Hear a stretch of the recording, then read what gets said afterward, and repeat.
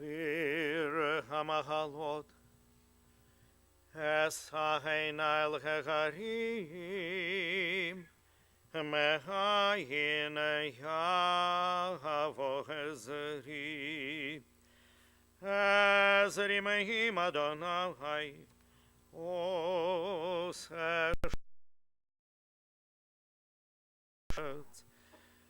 אל ייתן למות רגלך, אל ינום שומרך.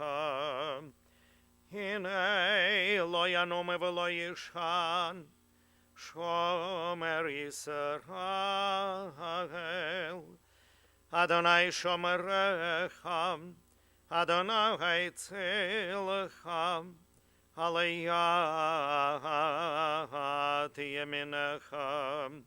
יומם כשמש לא יכך, וירח בלילה. אדוני שמורך מכל רע, ישמור את נפשך. אדוני ישמור את צאתך ובואך, מעתה ועד העולם.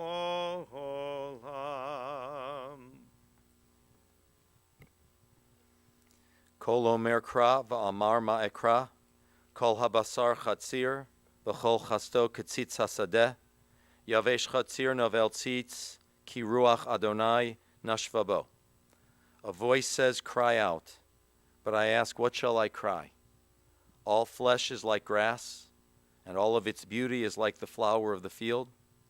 The grass withers and the flower fades when a wind from God blows upon it. Surely, therefore, people are like grass. The grass withers and the flower fades, but the word of God endures forever. Aaron? Who's coming up? Members of the family? Yeah.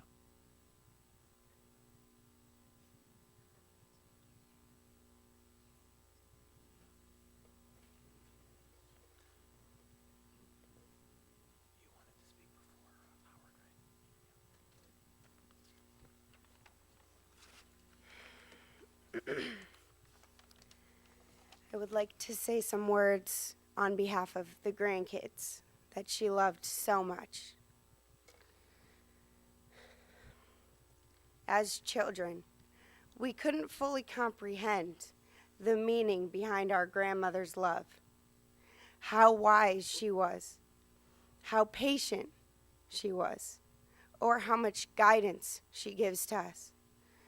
Years go by before we can fully understand the depth of her love and her protective instincts. But as we mature, we finally understand, and we can look back through older eyes and wiser hearts to see her unconditional love, devotion, and family loyalty. It's these qualities and much more that makes us realize how lucky we have been to have this amazing woman, our grandma, as the root of the strength and love we have within our family. After a long fight with ovarian cancer, we are glad that our grandma doesn't have that terrible pain each and every day. We're so proud to be her grandchildren. We will miss her hugs, her kisses, her calls, her jokes, her questions that she had for us, and her overall devotion to our family. Her positive outlook on everything was the glue that held so many things together for all of us. Grandma, we hope we can keep that positivity going for the rest of our lives, like we know you would want for us. You can shed tears that she is gone, or you can smile because she has lived. You can close your eyes and pray that she'll come back, or you can open your eyes and see all that she has left. Your heart can be empty because you can't see her, or you can be full of the love you shared. You can turn your back on tomorrow and live yesterday, or you can be happy for tomorrow because of yesterday. You can remember her and only that she's gone, or you can cherish her memory and let it live on. We know our grandma and the wonderful memories she shared with so many people will live on forever. Our grandma and Zadie loved to read the book, I'll Love You Forever, so we'd like to share a quote from that book. We'll love you forever, we'll like you for always. As long as we're living, our grandma you'll be. Thank you.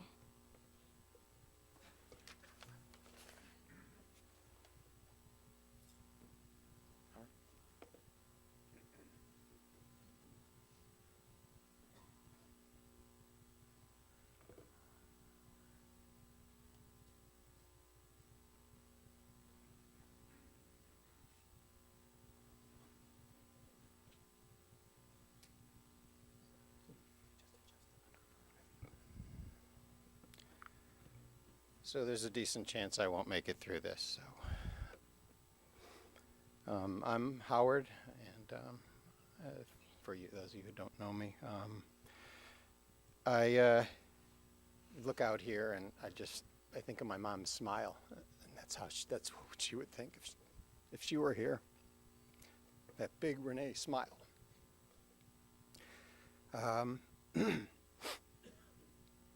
So in my mom's final days, we went to see her. Now, my mom never had a bad thing to say about people. She didn't like to think bad thoughts. And, so I walked into hospice, and my dad says she's not recognizing people. And I said, Mom, you know who I am? She goes, yeah. I said, who am I? She goes, Rick. I'm like, so we go on and we talk a little bit. We got a few more words out of her, and she says, the next words were like, it just got me. She says, you didn't call that much. I'm like, I think that's what she said. And here's what I'm going with. I was Rick. It wasn't Howard. That wasn't, okay, so. Yes, that's what I believe.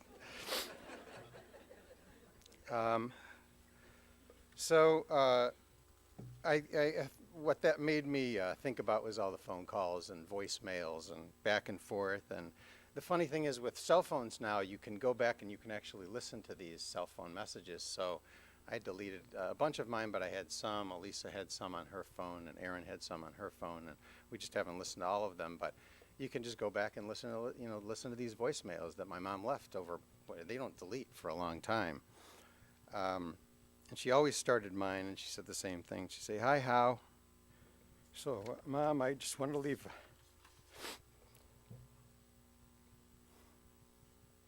kind of one final voicemail for her. Hey, Mom, it's How. I just wanted to thank you for a few things. I wanted to thank you for teaching me and for Marcy, for Rick and the grandkids and our wives by your actions. That's how my mom taught. She taught by her actions. She taught us how to be kind, how to be polite, how to think of others before you think of yourself. She taught us, again, through her actions, how important a good marriage was. She was married to my dad for 59 years, and when I looked at pictures, you won't find a picture without my dad in it. I mean, literally couldn't find a picture of my mom you got to crop. So, and in those 59 years, this is what he told me the other day. I don't know that we got all what nights these were. They were apart 4 nights. 4 nights. So we all hope to mirror that love, obviously, and that's one thing she taught. She taught us the importance of family. She was all about family. She lived for us all being together, whether it was University Heights, where we grew up, where we later grew up on Snowberry, or in Youngstown with my aunt, wherever we were, and then at all of our houses as we got together. I thank her for teaching us the importance of friendships. She had so many friends. And, the hardest for me to keep it together was to see all of them walk through that room today, that go just so far back with them. The Gourmet Club comes to me first. There are so many almost aunts and almost uncles and almost cousins in this crowd today, in addition to all of our family, our aunts and our uncles and our cousins. But with these almost aunts and uncles and cousins, we would spend, if you can imagine this, we would go to a state park. We'd get 7 or 8 cabins, except for one family whose name will go unspoken. And we'd get these cabins, and we would make a meal for 30 people. They're making it, not we, I'd be outside playing somewhere. My mom was making, basically, with all the other, almost aunts, this big meal every night, take all these groceries, lug all these groceries down there and do all that stuff. So, and every year we did it, and every year we drove down there. Her potluck friends, her friends from Snowberry, her friends from Auburn Lakes, where they live now, here in Cleveland, and her friends from Florida. There's even some that came up today from that group. And for teaching us how to appreciate time, my mom just, she wanted to enjoy what she had. She kept a calendar. One of the saddest things that I remember from all of these final days was she would walk over to that calendar and she would just stare at it because she just couldn't figure out the days. She couldn't figure out, where am I going tomorrow? So to watch somebody go through that, I don't wish it on anybody.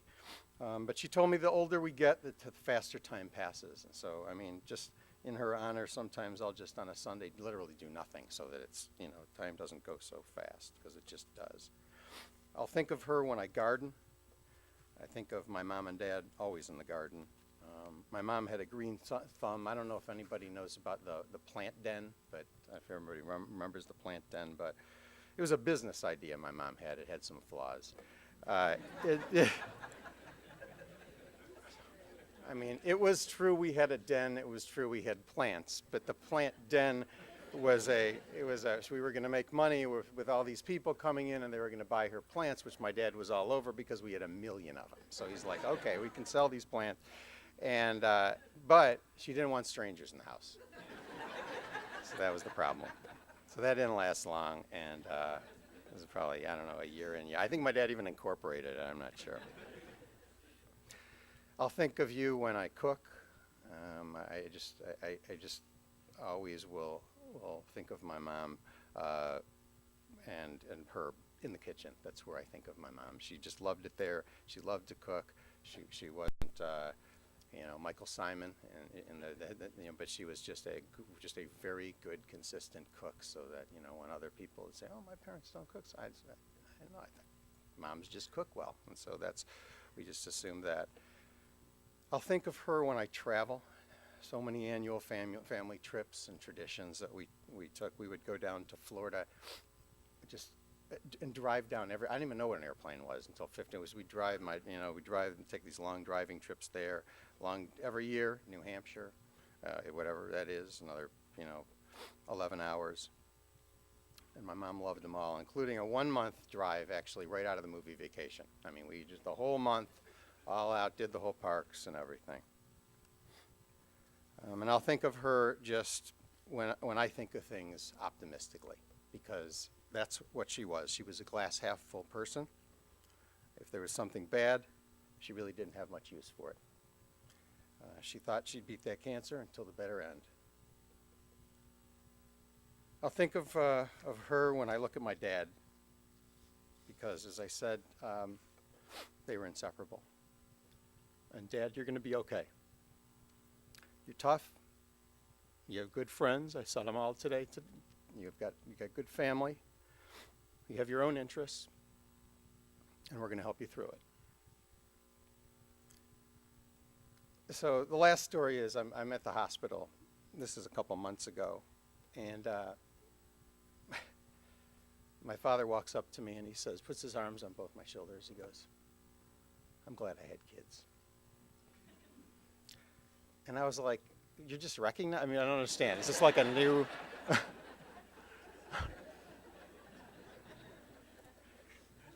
And so we're laughing about it, and I'm like, you know, my mom's like, what? I didn't hear what you said. And I'm like, Dad apparently has just decided that he's glad that he had kids. And she goes, I just told him that yesterday. That's like my line. So, but it was still nice. Goodbye to our family's biggest fan. Goodbye, Mom. I love you. We all love you.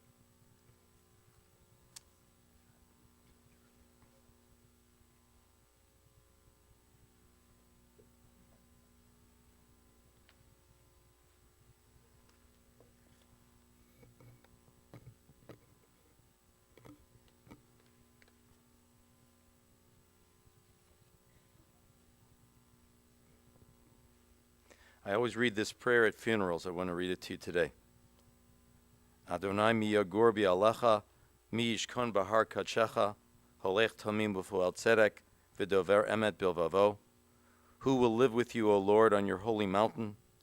She who lives with integrity, she who does what is right, she who speaks the truth in her heart, who has no slander upon her tongue, who does no evil to a fellow human being. Whoever does these things shall stand firm forever. You know, we live in a very skeptical world. A skeptical world because whenever somebody does something nice, we're always tempted to say, why'd they do that? What do they want? What's their angle? What do they want from me? We see it every day. Just check the daily news. They want to know, people want to know, what's the motivation? You meet someone who's so pleasant and so gracious, who just seems to care all the time, and you're tempted to say to yourself, nah, nobody could be that pleasant. What's the catch? But then you realize they're the real thing, and Renee was the real thing. She's really the answer to a very cynical and skeptical world. Selfless and giving, with no expectation of a reward, other than the good feeling that comes with caring. Always thinking of the other person, not wanting to talk about herself. She'd much rather talk about you and know what you were doing. At the table, she was always the last to be seated, always wanted to make sure everyone was comfortable and accommodated, always interested in the details of your life, a genuine interest in people. And she'd remember the details, she'd ask you about it. She greeted her kids each day with a smile, and her dinner was ready at 6 p.m., and she joined the PTA. She was even a teacher at nursery school for a while. Like, come on, this is too good. This is too good. What's the strategy? What's the ulterior motive here? There wasn't any. Just the joy of caring. Your friends, I know, love coming to your house, and they always felt not only welcomed by your mom, but truly cared for by her. They felt she was truly interested in them. Plus, of course, she had the best stacked freezer in Cuyahoga County, right? She had all the things they would ever want to eat. But she engaged all of your friends. She engaged her peers as well. Renee, I know, had been close to her parents. Her father had died when she was in her 20s, and Renee had been very responsible to her mother in the aftermath. Sharon, you and your sister have continued getting closer as the years go on, and your sister was always open and gracious to you and the idea of becoming closer and reaching out to you. Renee, as it shows here, it showed in the parking lot, Renee collected lifelong friends her entire life. I've always thought presentation is important in life, and Renee presented her home in a certain way, how she prepared the meal and how she set the table and the serving pieces and the delicious meal itself. But if presentation is important when it comes to meals in the home, presentation is important when it comes to how you carry yourself. And the way Renee carried herself in person was tasteful, casual but tasteful, very pleasant disposition, warm and kind. She took joy out of every day. And whether it was sports activities or other activities of her kids, Renee always showed up for her kids and her grandkids and her family. June Cleaver had nothing over Renee. Donna Reed had nothing over Renee. You know, really, you've heard the details. And when I hear the details, there's nothing that's more enduring. There's nothing that's more stabilizing in a child's life than to know that you're loved. You can tell when somebody's been loved years later in the way they adjust to the world. to know that you're supported, to know that you're loved, to know that someone is there for you and you can depend on them. And your mom did this for the three of you. I mean, she just made you into people who could engage in the world. You knew she was there for you, happy for your accomplishments and for your joys and for your growth. She immersed herself in your life as you grew up, other than what? The 3 o'clock nap, right? Other than the 3 o'clock nap every day. But there's a kind of love which can be used to dominate another individual. There's a kind of love where you're trying to control the other, like do this, or the love's being taken away. That's obviously the unhealthy kind of love. And then there's a love that allows you to find yourself, that somebody offers guidance, but gives you space and wants to support you in how you're going to become, the person you're going to be. And that's the kind of healthy love your mother gave you. Shelley, you heard what Howard said. It says it all when your kids can't find a photo that doesn't have both of you in it. You two constantly shared life together. You shared values. You shared a lifestyle. You had known her since you two were kids. She had been your sister's best friend. You took her to an AZA event when you were 15, and you were a couple ever after. You knew she was fun then. You knew you liked her then. You two could talk for hours and hours late at night. But how could you have known then how much love she would bring to you? How can a kid that age know how much charm she would bring into your life? How much devotion? You couldn't have known, but maybe instinctively you did. Your love for each other was so seamless. The organization that she brought to the house, it was almost invisible. It ran so well. Renee also loved, as was said, gardening and needlepoint, and she was artistic, and you two loved to dance together and to travel together, and of course, all your devoted friends. You fell in love and married someone who was very comfortable in her own skin. She knew who she was. She was 100% real. You know, you see these labels. People check the labels in stores. Are there any artificial ingredients, right? None. None here. And you and she produced 3 very real people and lovely grandchildren who she would do anything for, even in her illness. In her illness, she never complained. She still wanted to know about them, not about her. And she was polite and kind to the end of her life. She enriched all of your lives. And during her period of illness, you were certainly all there for her, and you made life as normal as it could be for her. And Shelley, you were her rock, and you were steadfast for her. You two were such role models for your kids in health and in sickness. And these past few months, the two of you wanted what you had always wanted, just as much time together as possible. And all the kids and grandkids are here. Whether or not they live here, they're here because home is not really about geography. It's not about where. Home is about who you're with. And these kids know that wherever you and Renee are, that's their home. Wherever they live, they know that where you are and where Renee is, that's home to them. She lived with a good name, and she died with a good name. Let's rise, everybody.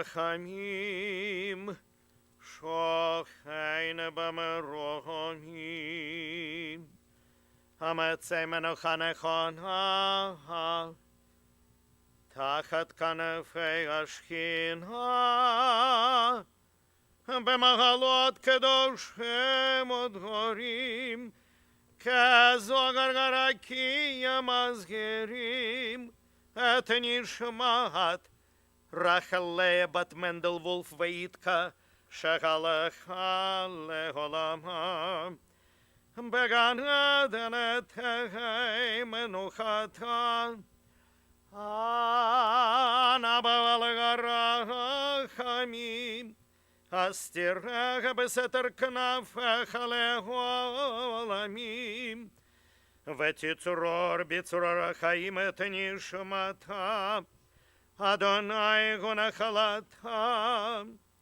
vetanuach beshalom al mishkava, venomar Amen.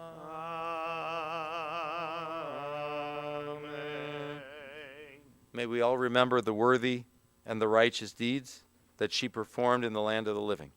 May she rest in peace, And we all say amen. Let's be seated, everyone. We want to offer our condolences to the family, to Shelley, to Howard and Elisa, Rick and Ellen, Marcy and Edward, a sister Sharon, the grandchildren, Ethan, Erin, Rebecca, Jonah, Julie, Greg, and Andrea. The family will be receiving visitors for the Shiva visitation today following the full service and until 8 p.m. tonight, Monday and Tuesday, 2 p.m. to 4:30 p.m., and 6 p.m. to 8:30 p.m. So today until 8, and then Monday and Tuesday, 2 to 4:30, and 6 to 8:30. The address is in Chagrin Falls, 619 Magnolia Lane. Again, 619 Magnolia Lane in Chagrin Falls for the Shiva visitation. We're going to now proceed to the burial ground where we'll complete the service. We can remain in our seats for another moment. The pallbearers, however, should now come forward.